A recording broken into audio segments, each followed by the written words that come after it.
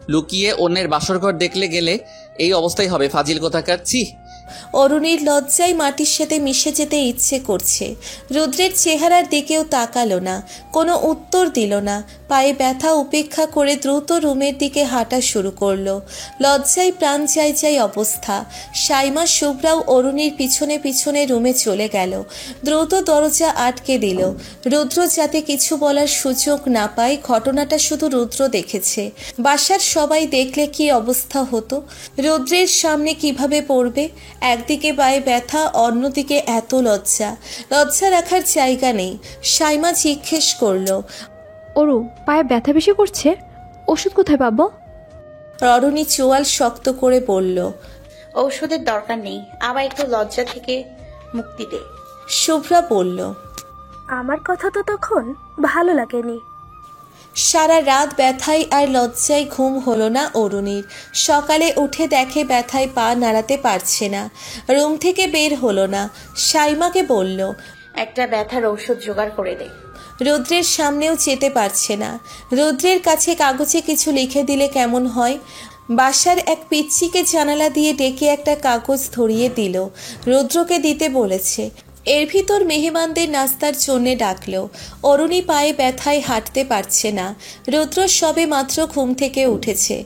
পিচ্চি কাগজটা নিয়ে রুদ্রের কাছে দিল। রুদ্র জিজ্ঞেস করলো, কি এটা, কে দিয়েছে? নতুন মেহমান। রুদ্রের বুঝতে বাকি রইল না। কালকে রাতের ঘটনায় অনেকক্ষণ ধরে একা একা হেসেছে রুদ্র। অরুণী কি লজ্জা পেয়ে সামনে আসছে না? এসব ভাবতে ভাবতে রুদ্র কাগজটা খুলল। একটা কবিতা লেখা। যদি নিষ্কলুষ প্রেমিক হও, জগদ্দাসীর সবচেয়ে অগ্নিমূল্যের প্রণয়িনী হব। সদুষ্ণ প্রেমতাপ রন্ধে রন্ধে পৌঁছে যাব। যদি মধ্যাহ্নের রৌদ্রতাপে হিম শীতল দক্ষিণা সমীরণ হও, মাখিয়ে দিব তোমার অন্তরতম আঁচল গধূলির রক্তিম সূর্যের সমস্ত রঙে। তমসাবৃত যামিনীতে পূর্ণ চন্দ্রমা হব। চন্দ্র সাধু ছড়িয়ে দিব তোমার হৃদ চরাচরে। যদি নিষ্কলুষ প্রেমিক হও, হব দু চিলতে কাঠের তরী, ভালোবাসার উত্তল মহাতরঙ্গে। দ্বারবিহীন তরী জীবনের শেষ অপরাধেও ভাসতে থাকবে প্রেম সায়রে। কবিতাটা পড়ে কপাল কিছুটা কুঁচকে তাকিয়ে রইল রুদ্র। এসব পাগলামি করে লাভ কি? রুদ্র অরুণীর রুমে গেল। রুমে গিয়ে দেখে অরুণীর চারপাশে চটলা পাকানো। রুদ্রের মা শাহজাহান বেগম অরুণীর পাশে বসে কি যেন বলছে। রুদ্র গিয়ে জিজ্ঞেস করল, মা, কি হয়েছে এখানে? শাহনাজ বেগম রুদ্রের কথা শুনল না বোধহয়। শাহনাজ বেগম অরুণীকে জিজ্ঞেস করল, পায়ের ব্যথা কিভাবে পেয়েছো তুমি? অরুণী পায়ে ব্যথা পেয়েছে এই নিয়ে সবাই উদ্বিগ্ন। বউয়ের বোন পায়ে ব্যথা পেয়েছে, ব্যাপারটা উদ্বেগের বটে। শাহনাজ বেগমের কথার প্রত্যুত্তরে সাইমা হুট করে বলে ওঠে, অরুণীর রাতে ঘুমানোর মাঝে লাফালাফির অভ্যাস আছে। পুরো খাট ওর একার লাগে। ওর বাসায় তো ওর জন্য 15 হাত খাট বানিয়েছে। রাতে হঠাৎ বিকট শব্দে আমার ঘুম ভেঙে যায়। ভয় পেয়ে উঠে দেখি অরুণী ফ্লোরে চিত হয়ে পড়ে আছে। অরুণীর মুখ ইস্পাতের মতো কঠিন হয়ে গেল। ওর রোষা রক্ত চাহনিতে সাইমার দিকে। আর কোনো মিথ্যে কথা খুঁজে পেল না। সবাই হেসে উঠল। লজ্জায় অরুণীর কান লাল হয়ে যাচ্ছে। রুদ্র বলে উঠল, লাফালাফি ওকিঝুঁকি এসব খারাপ। অরুণী এতক্ষণে রুদ্রকে দেখেনি। রুদ্রকে দেখে লজ্জায় চোখ বুজে আসছে। তানভীর আর নিম্মিও আসলো অরুণীর কাছে। শাহনাজ বেগম রুদ্রের দিকে তাকিয়ে বলল, সামনের ফার্মেসি থেকে ওষুধ নিয়ে আয় তো রুদ্র। শাহনাজ বেগমের কথাটা শুনে রুদ্র অরুণীর দিকে তাকালো। চাহনিতে বিদ্রুপ ছিল। নিম্মি, রুদ্র আর অরুণী দুজনের দিকে তাকাচ্ছে। ঘটনাটা ঠিক বুঝতে পারছে না। সাইমা আর শুভ্রা মুখ এদিক ওদিক ফিরিয়ে হাসছে। রুদ্র ঔষধ আনতে গেল। শাহনাজ বেগম অরুণীর জন্য রুমে নাস্তা নিয়ে যেতে লাগলো। রুম থেকে সবাই চলে যাওয়ার পর নিম্মি অরুণীকে জিজ্ঞেস করলো, কিভাবে ব্যথা পেয়েছিস সত্যি বল। শুভ্রা আর সাইমা হো হো করে হেসে ওঠে। ওদের হাসি দেখে রাগে অরুণীর কান থেকে গরম ধোঁয়া বের হচ্ছে। নিম্মি ওদের দিকে তাকিয়ে ভ্রুকুচকে বলল, হাসছিস কেন তোরা? শুভ্রা ডান হাতের পৃষ্ঠ মুখে ঠেকিয়ে হাসি চাপানোর চেষ্টা করে বলল। এমনি। নিম্মি সন্দিহান গলায় বলল। তোদের হাবভাব ভালো ঠেকছে না। কি অঘটন ঘটিয়েছিস? সাইমা নিম্মিকে উদ্দেশ্য করে বলল। নিম্মি আপা, নতুন বউদের এত কথা বলতে হয় না। যাও তো তুমি এখান থেকে, দুলা ভাই রুমে ওয়েট করছে। নিম্মি কঠিন স্বরে তাকিয়ে চলে গেল। নিম্মি যাওয়ার পর সাইমা আর শুভ্রা হাসতে হাসতে খাটে শুয়ে পড়ল। অরুণীর শরীর রাগে চরচর করছে, চোখ লাল করে তাকিয়ে সিংহনাদ করে বলল। খারাপ হচ্ছে বলে দিচ্ছি। এত হাসি কোথা থেকে আসে তোদের? সত্যি ভালো লাগছে না। শুভ্রার হাসতে হাসতে দম বন্ধ হওয়ার জোগাড়। ছোটখাটো বিষয় নিয়ে হাসিতে লুটিয়ে পড়ে শুভ্রা, আর এত বড় মজার ব্যাপার নিয়ে ওর হাসি এত সহজে থামবে না। হাসতে হাসতে বলল। হাসি আসা লাগে? দাঁত বের করে হি হি করলেই হাসি হয়ে যায়? শুভ্রাকে সাইমা ধমক দিয়ে বলল। হয়েছে, এখন থামো। অরুণী ক্ষুব্ধ হয়ে বলল। থামবি কেন? আরো হাস। সাইমা বলল। না, আর হাসবো না। রাগ করিস না। এখন বল, রাতে উকি দিয়ে কি দেখেছিস? অরুণী বিরক্ত ভরা গলায় বলল। তোদের কেন বলবো? সাইমা অনেকক্ষণ অনুরোধ করার পর অরুণী গম্ভীর মুখে বলল। দেখছি গয়নাগাটি খুলছে নিম্মি আপা, চুলের ক্লিপ জট খুলে দিচ্ছে ভাইয়া। শুভ্রের গলায় বিস্ময়। How romantic. অরুণী ভীষণ ক্ষোভ নিয়ে শুভ্রাকে বলল। তোর কপালে তেল ছাড়া ভাজি করা শাকের মতো জামাই জুটবে। শুভ্রা হেসে উঠল। হাসতে হাসতে আবার বলল। রাতে রুদ্র ভাইয়ের কথাটা শুনে হাসি আটকাতে আমার যে কি কষ্ট হয়েছে। অরুণী নিচু স্বরে বলল। উনি না দেখলে আমি কিছু মনে করতাম না। উনি দেখেই সমস্যাটা হলো। রুদ্র কি পড়েছে কবিতাটা? ভালো লেগেছে রুদ্রের? শুভ্রা সাইমা নাস্তা খেতে চলে গেল। এর ভিতরে রুদ্র আসলো ঔষধ নিয়ে। রুদ্রকে দেখে নিদারুণ অস্বস্তিতে পড়ল অরুণী। রুদ্র আশেপাশে থাকলে ভালো লাগাই অরুণীর মন ছেয়ে যায়। বুকের মাঝে কেমন শিরশিরে অনুভূতি হয়। এই অনুভূতির ব্যাখ্যা অরুণীর কাছে নেই। যতক্ষণ রুদ্র আশেপাশে থাকে অরুণী মনে হয় ততক্ষণ স্বপ্ন লোকে থাকে। ক্রমাগত প্রখর এক অনুভূতি অরুণীকে দিশেহারা করে দেয়। রুদ্র চেয়ার টেনে বসে ঔষধগুলো বেড সাইডে রেখে বলল। খেয়ে নাও, আর কারো বাসর দেখো না ভবিষ্যতে। অরুণীর লজ্জায় নাক মুখ লাল হয়ে যাচ্ছে। রুদ্রের দিকে তাকাতে পারছে না। অন্যদিকে মুখ ঘুরিয়ে রেখেই বলল। পানি এনে দেন। তোমার জন্য পানি আনবো আমি? তুমি কি ভেবেছো আমি সব ভুলে গেছি? তোমার সাংঘাতিক কুবুদ্ধির কথা আজও ভুলিনি, ইস্ত্রে পাকা মেয়ে। অরুণী এবার লাজ লজ্জা গিলে রুদ্রের দিকে তাকিয়ে বলল। কবিতাটা ভালো লাগেনি? হ্যাঁ, ভালো লেগেছে, তবে প্রেমিক হিসেবে আমি নিষ্কলুষ ছিলাম না, তাই প্রেমিকা ছেড়ে চলে গেছে। অরুণী বিফল হলো। রুদ্রকে কি এসব জিজ্ঞেস করেছে, নাকি এসব জানতে চেয়েছে? অরুণীর সন্তর্পণে একটা দীর্ঘ নিঃশ্বাস ফেলে বলল। আপনি আমার আবেগ অনুভূতির মূল্য দিচ্ছেন না, সব বুঝেও না বোঝার ভান করে যাচ্ছেন। কেন আমায় ভালোবাসছেন না? রুদ্র কিছুক্ষণ চুপ থেকে বলল। আচ্ছা অরুণী, তুমি তো একটা মেয়ে মানুষ, এসব বলতে তোমার অস্বস্তি হয় না? আমি যেসব উপেক্ষা করি এটা তুমি বুঝেও কেন বারবার বলো? মেয়ে বলে অনুভূতি প্রকাশ করতে পারবো না, আগ বাড়িয়ে ভালোবাসতে পারবো না। রুদ্র বেশ সিরিয়াস গলায় বলল। এতদিন বিষয়টা হাসি ঠাট্টার মাঝ দিয়ে গড়িয়ে চলেছে, আমি কখনো তোমার এসব কথা সিরিয়াসলি নেইনি, এখনো নিচ্ছি না। এসব তোমার বয়সের দোষ কিংবা খামখেয়ালি। আর আমার জীবনে একটা কষ্ট আছে, প্রেম ভালোবাসার প্রতি অনীহা আছে, অনুভূতিগুলো ফ্যাকাশে বিবর্ণ হয়ে গেছে। কথাগুলো বলে থামল রুদ্র। অরুণী কি বলবে খুঁজে পেল না, শুধু বুঝতে পারল একটা কষ্টে ভিতরটা কুকড়ে উঠছে ওর। উদাস গলায় বলল। জীবনের সব অধ্যায় কষ্টের হয় না, সবাই আপনার অনুভূতি ফ্যাকাশে করবে না। কেউ কেউ আপনার অনুভূতিতে রং ঢেলে রঙিন করে দেবে। সবাই আপনাকে ছেড়ে যাবে না, কেউ কেউ জীবনের শেষ অপরাহ্নে পর্যন্ত পাশে থাকবে। রুদ্র হেসে উঠল। অরুণী তীব্র অবাক হলো। এটা কি হাসার মতো কথা ছিল? বলল। আমি আমার সমস্ত আবেগ দিয়ে কথাগুলো বললাম আর আপনি হেসে উঠলেন। যখন উত্তর দেওয়ার কিছু না থাকে তখন হাসাই শ্রেয়। রুদ্র এইটুকু বলে চেয়ার থেকে উঠে রুমের আশেপাশে তাকালো। টেবিলের উপর রাখা জগটা খালি। রুদ্র খাবার রুমে গিয়ে পানি নিয়ে আসলো। অরুণীর চোখ তখন বেদনায় ছলছল। রুদ্র খাটের কাছে পানির গ্লাস রেখে বলল, ওষুধ খেয়ে নাও, পায়ে ব্যথা পেয়েছো খুব? অরুণী মাথা নাড়িয়ে বলল, বৌভাতের অনুষ্ঠান, বাসায় ঢের কাজ, গলা ফাটিয়ে সবাই রুদ্রকে ডাকছে। রুদ্র চলে গেল। অরুণী রুমে একা একা বসে আছে। সাইমা, শুভ্রা কাউকেই দেখছে না। রুদ্রের বলা কথাগুলো বুকের ভিতর কষ্ট হয়ে দলা পাকাচ্ছে। পায়ে ব্যথায় পা নাড়াতে পারছে না। সূর্য ফোন দিয়েছে। নিশ্চয়ই নিম্মি ফোন দিয়ে বলেছে অরুণী পায়ে ব্যথা পেয়েছে। ফোন রিসিভ করতেই সূর্য অস্থির গলায় বলল, পায়ে খুব ব্যথা পেয়েছিস? আমি ডাক্তার নিয়ে আসবো। কিভাবে পেয়েছিস ব্যথা? অরুণী ঠান্ডা গলায় বলল, দাদা এত অস্থির কেন হচ্ছ? বেশি ব্যথা পাইনি। আর তুমি এই বাড়ি ডাক্তার নিয়ে আসবে? অরুণী হেসে দিল কথাটা বলে। সূর্য বলল, তুই বিছানা থেকে উঠতে পারছিস না, অস্থির হব না মানে? আমার কান্নাকাটি শুরু করেছে।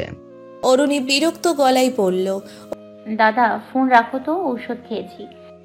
পা মচকে গেছে, আমরা তো একটু পরে আসছি। হ্যাঁ হ্যাঁ দাদা, পা শুধু মচকায়নি, ভেঙে 2 ভাগ হয়ে গিয়েছিল। তারপর সুপারগুলো দিয়ে জোড়া লাগিয়েছি। অরুণী ফোনটা চট করে রেখে দিল। রুদ্রের বলা কথাগুলো মস্তিষ্কে পীড়া দিচ্ছে ভীষণভাবে। একটা মানুষ এতটা কঠিন কিভাবে হয়? অরুণীর রুমেই বসে থাকতে হয়েছে। রুদ্রকে আর দেখা গেল না। বিষণ্ণ হৃদয়ে খাটের সাথে হেলান দিয়ে বসে আছে। কি দরকার ছিল অন্যের বাসর দেখতে যাওয়ার? তাই তো আজ এমন দুর্দশা। শাহেদ আহমেদ, সেলিনা আহমেদ বারবার ফোন দিতে লাগলো। শাহনাজ বেগম বার দুয়েক এসেছিল অরুণীকে দেখতে। শুভ্রা, সাইমা সবার সাথে আড্ডায় ব্যস্ত। অরুণীর কারোর সাথেই তেমন কথা হয়নি। দুপুরের দিকে অরুণীদের মামার বাসা থেকে সবাই আসলো মেয়ে নিতে। রুদ্র সেই যে সকালে গেল, আর রুদ্রের দেখা পাওয়া যায়নি। সেলিনা আহমেদ এসেই অরুণীর কাছে আসলো। অরুণী বিরক্ত হয়ে বলল, এগুলো কেমন অভদ্রতা আম্মা? তুমি এসেই সোজা এই রুমে, বদনাম হবে। রাখত ভদ্রতা। অরুণীর মাথায় হাত বুলিয়ে দিতে দিতে বলল, আমার মেয়েটা পায়ে ব্যথা পেয়েছে, আমি আসবো না। আর কয়েকদিন আগেই তো অ্যাক্সিডেন্ট করলি, এখনো মুখে সেই দাগ আছে। আহ্লাদে অরুণী গলে যেতে লাগলো। নিম্মিকে নিয়ে যাওয়ার সময় হয়ে গেছে। অরুণী মচকানো পা নিয়ে রুম থেকেও বের হতে পারছে না। আর রুদ্রের সাথেও দেখা হচ্ছে না। ভারী অভিমানে অরুণীর মন পূর্ণ হয়ে গেল। যাওয়ার আগে রুদ্রকে একবার ফোন দিল। রুদ্র অরুণীর কাছে আসলো। চারপাশে মানুষ থাকার কারণে রুদ্র কিছুটা শঙ্কিত হলো যেন। অরুণী কি বলে ওঠে কে জানে। অরুণী আস্তে করে বলল, আসলে আমিই ভুল। বাড়াবাড়ি রকমের পাগলামি করা আমার উচিত হয়নি। আমি মাফ চেয়ে নিচ্ছি। তবে কোনো এক অজ্ঞাত কারণে আমি আপনায় খুব ভালোবেসে ফেলেছি। একতরফা ভালোবাসা প্রকাশের সমাপ্তি টেনে দিলাম। রুদ্র বিস্ময় নিয়ে তাকিয়ে রইল। বলল, তুমি যদি আমার ব্যবহারে কষ্ট পেয়ে থাকো আমিও দুঃখিত, কিন্তু সবারই নিজস্ব কিছু নিয়মকানুন থাকে। আসলে প্রেম ভালোবাসা একান্তই মনের ব্যাপার, এভাবে হয় না। অরুণী তীব্র ক্লেশে নিরস গলায় বলল, হয়তো। আর কিছু বলতে পারল না। গলা আটকে আসছে অরুণীর। রুদ্র কিছুক্ষণ চুপ থাকলো। কিছুক্ষণ পর নিচু থেকেই বলল, আমি সন্ধ্যার বাসে ঢাকা চলে যাব। কালকে থেকে এক্সাম শুরু আমার। না এসে উপায় ছিল না, কিরণও এক্সামের জন্য আসেনি। প্রত্যুত্তরে অরুণী একটু হাসল। বিষাদের ঢেউ ছিল হাসিতে। দুইজনের মাঝে কথা আর দীর্ঘায়িত হলো না। সূর্য কোলে নিয়ে অরুণীকে গাড়িতে ওঠালো। পুরো রাস্তায় ব্যথিত মনে দগ্ধ হতে লাগলো অরুণী। বাসায় পৌঁছে চুপচাপ রুমে শুয়ে থাকলো। কিছুক্ষণ পর এক কাণ্ড ঘটে গেল। সূর্য জেনে গেছে শিফাস অরুণীকে পছন্দ করে। এই নিয়ে তর্কাতর্কিতে পুরো বাসায় গরম হয়ে গেল। সূর্য রেগে আগুন, চোখে মুখে রাগের ফুলকি। বিষয়টা জেনে শাহেদ আহমেদও রেগে গেল। প্রচণ্ড ঝামেলা হলো এই নিয়ে। অরুণীর মেছো মামা সবাইকে থামালো। নতুন জামাই বাসায় এভাবে চেঁচামেচিতে রেগে গেল সে। সকালে অরুণী সূর্যকে বলল, দাদা আমি ঢাকা চলে যাব, এক্ষুনি যাব। আমার লেখাপড়ায় ক্ষতি হচ্ছে। সূর্যের ও শিফাসের ওপর মেজাজ খারাপ। সে রাগের সূত্র ধরে সূর্যও অরুণীর কথায় সায় দিল। সেলিনা আহমেদের আরও কিছুদিন থাকার ইচ্ছে ছিল, কিন্তু তার হলো কোথায়। বাসার সবাই থাকার জন্যে অনুরোধ করতে লাগলো তাদের। শাহিদ আহমেদ অরুণীকে জিজ্ঞেস করলো। এবার আর ট্রেনে যাবি না? অরুণী উন্মনা হয়ে বলল, না আপা, আর কখনো ট্রেনে যাব না। সকালে ঢাকার উদ্দেশ্যে রওনা হলো অরুণীর পরিবারের সবাই। অরুণীদের মামার বাসার সবার মুখ থমথমে। সবার ধারণা শিফাসের বিষয়টার জন্যে সূর্য রাগ ধরে এভাবে চলে যাচ্ছে। সূর্য তার শাহিদ আহমেদ সিফাসের বিষয়টার জন্যেই ক্ষুব্ধ, কিন্তু অরুণীর মনে অন্য দুঃখ। সব কিছু বিষাদ লাগছে অরুণীর কাছে। কোথাও যেন খেই হারিয়ে ফেলেছে। মনটা বড্ড এলোমেলো হয়ে গেছে। কি এক শূন্যতা ঘিরে ধরেছে অরুণীকে। অরুণী জানে এই শূন্যতা কখনো পূর্ণ হবে না, তবুও শূন্যতা নিজ নিয়মে অভাব অনুভূত করায়। রুদ্রকে নিয়ে অরুণীর সব ধারণাই মিছে হয়। একটা মানুষ এতটা নিরাবেগ কৌতূহলহীন। প্রখর অভিমানে অরুণীর মন বেদনায় ভরে ওঠে। এই অভিমান রুদ্র কখনো জানবে না, জানার চেষ্টাও করবে না। এ যেন বৃথা অভিমান। বিকালের দিকে বাসায় পৌঁছে অরুণীরা। বাসার সামনে গাড়ি থামাতেই দেখে শামিমা মেইন গেটে দাঁড়িয়ে আছে, মুখে হাসির ঝলক। ওদের আসার খবর পেয়ে শামিমা আধা ঘন্টা আগেই এসে হাজির হয়েছে। সেলিনা আহমেদ মনে মনে রাগে গড়গড় করছে, কিন্তু প্রকাশ করার সাহস পাচ্ছে না। এই বয়সে একটা মেয়েকে পছন্দ করতেই পারে, এমন তো না যে অরুণী শিফাসের সাথে সম্পর্কে করিয়েছে। পছন্দ করে এই বিষয়টা নিয়ে এত ঝামেলা করার কি দরকার ছিল? বুঝিয়ে বললেই হতো। এই বিষয়গুলো মনে মনে ভাবলেও মুখের বলার সাহস নেই সেলিনা আহমেদের। শাহিদ আহমেদ যে তাহলে গিলে খাবে তাকে। বাসার কাছের লোক ব্যাগ লাগেজ নামাচ্ছে গাড়ি থেকে। শাহিদ আহমেদ গাড়ি থেকে নেমে শামিমার দিকে তাকিয়ে বলল, শামিমা কেমন আছিস? শামিমা মুখে হাসি ঝুলিয়ে উত্তর দিল, ভালো না কাকা, আপনাদের ছাড়া ভালো থাকি কেমনে? অরুণী উদাস মনে তাকিয়ে আছে, দৃষ্টি অকারণে নিবদ্ধ করে রেখেছে গেটের দিকে। শামিমা জিজ্ঞেস করলো, কি অরুণী মন খারাপ? অরুণী ধ্যান ভেঙে তাকালো শামিমার দিকে, হাসলো একটু। হাসতে ইচ্ছে করছে না, তবুও এই শামিমা মানুষটা যেন কেমন। অরুণী কখন কেমন মেজাজে থাকে এক পলকেই বলে দিতে পারে। অনেক বছর ধরে কাজ করে অরুণীদের বাসায়, অরুণীকে ছোটবেলা থেকে দেখে আসছে, তাই হয়তো বুঝতে পারে। অরুণী বলল, না আপা, মন খারাপ না। তারপর হাই তুলতে তুলতে অলস ভঙ্গিতে আবার বলল, একটানা কয়েক ঘন্টা গাড়িতে বসে থাকতে থাকতে মাথাটা ঝিমঝিম করছে। হুড়মুড়িয়ে রুমে ঢোকে অরুণী। স্বপ্নের মতো কয়েকটা দিন কেটেছে। ঘুম ভাঙতেই সব যেন হারিয়ে গেল। রুদ্রের প্রতি রাগ অভিমানে অরুণীর চোখ ছলছল। অস্থির লাগছে অরুণীর। নিজের উপর ক্ষোভ হচ্ছে, কেন নিজেকে দাবিয়ে রাখতে পারছে না। অরুণী বিছানা ছাড়ে, বারান্দায় অস্থিরভাবে পায়চারি করে, মনটা ছটফট করে। ছাদে যাই, কিছুক্ষণ হাঁটাহাঁটি করে আবার রুমে গিয়ে বসে থাকে। রুদ্রকে ভুলে থাকার বৃথা চেষ্টা। ভার্সিটি থেকে ফিরে লম্বা ঘুম দিয়েছে রুদ্র। রাতে বাসে ঘুম হয়নি, বিয়ের অনুষ্ঠানেও ঘুমানোর সুযোগ হয়নি। রাতে জার্নি করে ফিরে সকালের পরীক্ষা, সব মিলিয়ে নাকাল অবস্থা। সন্ধ্যায় কিরণের ডাকে ঘুম ভাঙে। রুদ্র তীব্র বিরক্ত হয়ে চোখ জোড়া মেলে গর্জে উঠে পড়ল, সমস্যা কি তোর? মাগরিবের আজানের সময় ঘুমাবি তুই? রুদ্রের একটু টনক নড়ল, আরও কিছুক্ষণ চোখ বুজে থাকল। লম্বা হাই তুলে আড়ামোড়া ভাঙে, অলস ভঙ্গিতে বলল, কয়েক রাত না ঘুমানোর কারণে শরীরটা ক্লান্ত হয়ে গেছে। কিরণ ভারী উৎসাহ আর কৌতূহল নিয়ে বলল, তোদের দেখা হওয়ার কাহিনী শোনার জন্য আমার পেটের ভাত হজম হচ্ছিল না। আমি তো স্তম্ভিত, বিস্মিত হয়ে গেছিলাম, বিশ্বাসই করতে পারছিলাম না। কি রোমাঞ্চকর ব্যাপার দোস্ত, ভাবতেই কি ফিল আসে।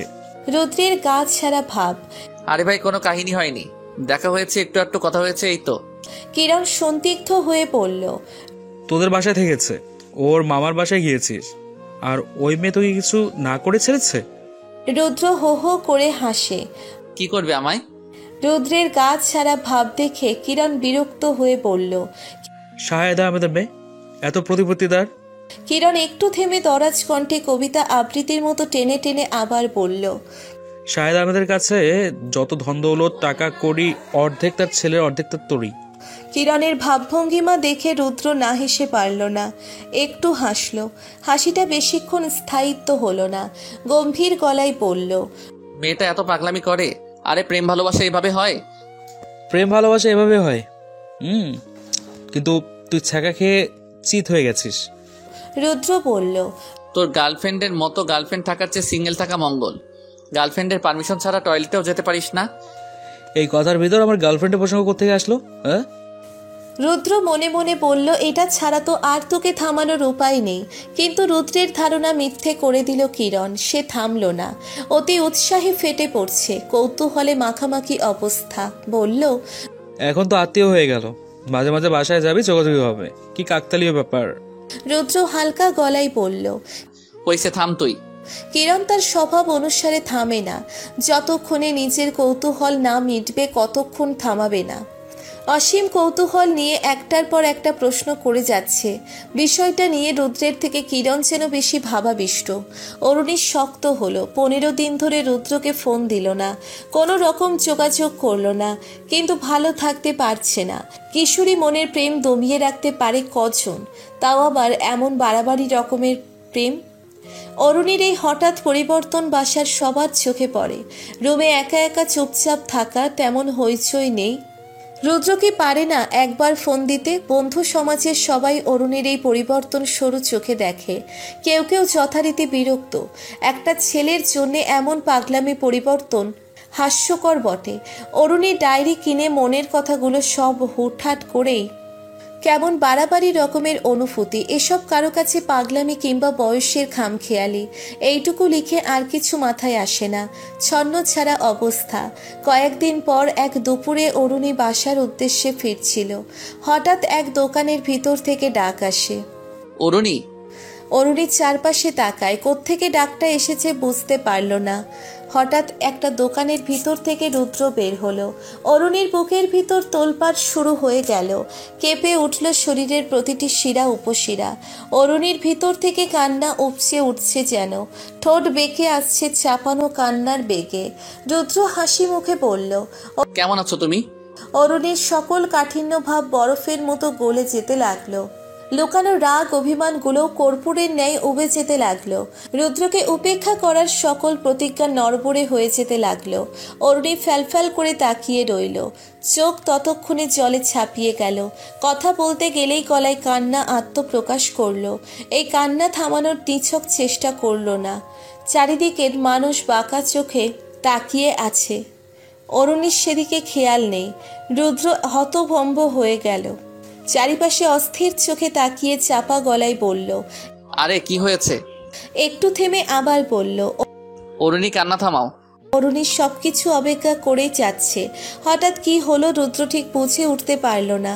রুদ্র আচমকা আক্রমণের মতো রুদ্রকে জড়িয়ে ধরল। পাবলিক প্লেস, চারিদিকে মানুষ কিচকিচ করছে। পৃথিবীর সমস্ত হতভম্বতা রুদ্রের উপর ভর করল। নির্দিষ্ট বুদ্ধি ভ্রষ্ট হয়ে গেল। অরুণীর আলিঙ্গন থেকে নিজেকে ছাড়িয়ে নাস্তানাবুদ মুখে এদিক ওদিক তাকাচ্ছে রুদ্র।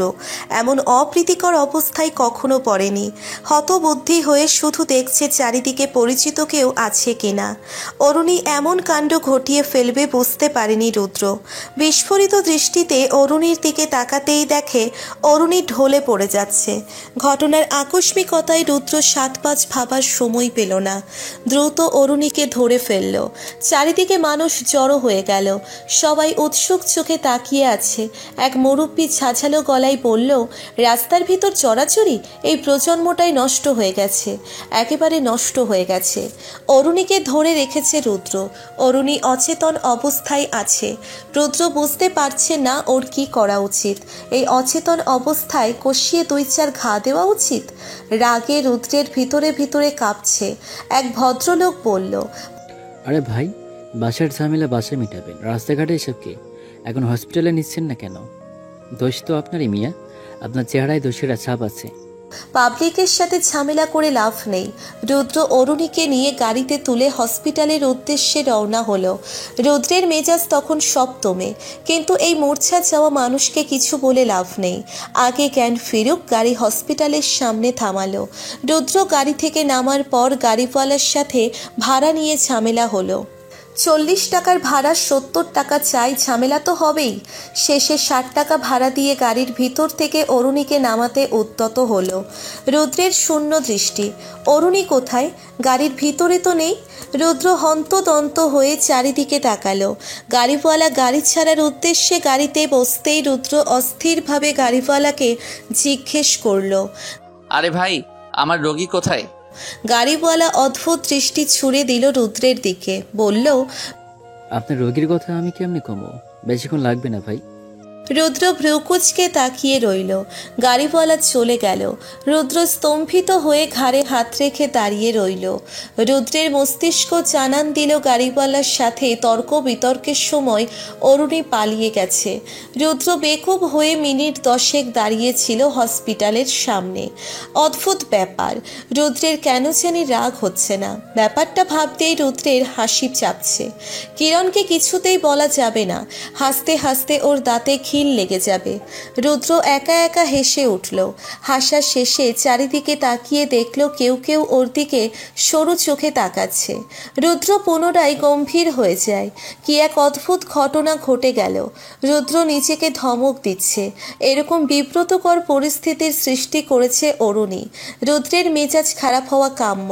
অরুণীর এই সহজ সরল অদ্ভুত আচরণের কারণে রুদ্রের রাগ স্থায়িত্ব লাভ করে না। কিছু কিছু মানুষের প্রতি রাগ করা কিংবা মেজাজ দেখানো যায় না। রুদ্র ভেবে দেখল অরুণী প্রথম থেকে যেসব কাণ্ড ঘটিয়েছে তাতে রুদ্রের উচিত অন্তত 2-4টে চড় দেওয়া অরুণীকে, কিন্তু কোনো এক অদ্ভুত কারণে সেটা কখনো করা হয়নি। অরুণী হুড়মুড়িয়ে বাসায় ঢুকলো। বাসায় ঢুকেই শব্দ করে রুম আটকে দিল। রুদ্রকে জড়িয়ে ধরার অনুমতিতে অরুণীর শরীর মন অবশ হয়ে আসছে। অরুণী বুঝতে পারল ওর শরীর কাঁপছে। খাটে ধপ করে বসে পড়ল। রুদ্রের সামনে ইচ্ছে করে অচেতন হওয়ার ভান করেছে। চোখের মাথায় কি যেন হয়ে গিয়েছিল অরুণীর। নয়তো অমন পাবলিক প্লেসে জড়িয়ে ধরে কেউ। রুদ্র যখন নিজেকে ছাড়িয়ে নিয়েছিল অরুণীর তখন যেন হুঁশ ফেরে। লজ্জায় কাঁপা কাঁপা অবস্থা। রুদ্র চড়ও মেরে বসতে পারত। এসব সমস্যা থেকে বাঁচার জন্যে মূর্ছা যাওয়ার চেয়ে উত্তম কিচ্ছু ছিল না। রুদ্র ওর বাহু ডোরে আবদ্ধ করে রেখেছিল অরুণীকে। কোলে নিয়ে গাড়িতে তুলেছে। পুরো রাস্তায় ধরে রেখেছে। অরুণী যেন হাওয়ায় ভাসছিল তখন। অরুণীর শরীরের প্রতিটি শিরা উপশিরা কেঁপেছে। অরুণীর পাগল প্রায় অবস্থা। কি করবে বুঝতে পারছিল না। হসপিটালের সামনে গাড়ি থামানোর পর ড্রাইভারের সাথে তর্কাতর্কির সময় পালানোর সুযোগ হাতছাড়া করেনি অরুণী। নয়তো হসপিটালে গিয়ে শুধু শুধু একটা সুস্থ মানুষের ট্রিটমেন্ট করিয়ে ডাক্তারের সময় নষ্ট করার মানে হয় না। এত ভালো লাগা, এত রোমাঞ্চকর অনুভূতি হজম করতে গিয়ে অরুণীর গায়ে জ্বর এসে গেল। রাতে হঠাৎ ফোন বেজে ওঠে। অরুণীর ফোনের দিকে তাকিয়ে দেখে রুদ্রের নম্বর। জ্বরের ঘোরে ভুল দেখছে। অরুণীর চোখ কচলায়। স্বপ্ন নাকি বাস্তব, নাকি জ্বরের ঘোরে দেখছে। এসব ভাবতে ভাবতে ফোন কেটে যায়। রুদ্র আবার ফোন দেয়। অরুণী ফোন রিসিভ করে। রুদ্র বলল, কমন সেন্স আছে? কি জড়িয়ে কেন ধরছো? গাড়ি থেকে কেন পালিয়েছো? জ্বরের প্রকোপে অরুণীর গলা দুর্বল। ইচ্ছে করে জড়িয়ে ধরিনি, আপনা আপনি হয়ে গেছে। আমি তো আপনার কাছে যেতে চেয়েছি, ডক্টরের কাছে না, তাই পালিয়েছি।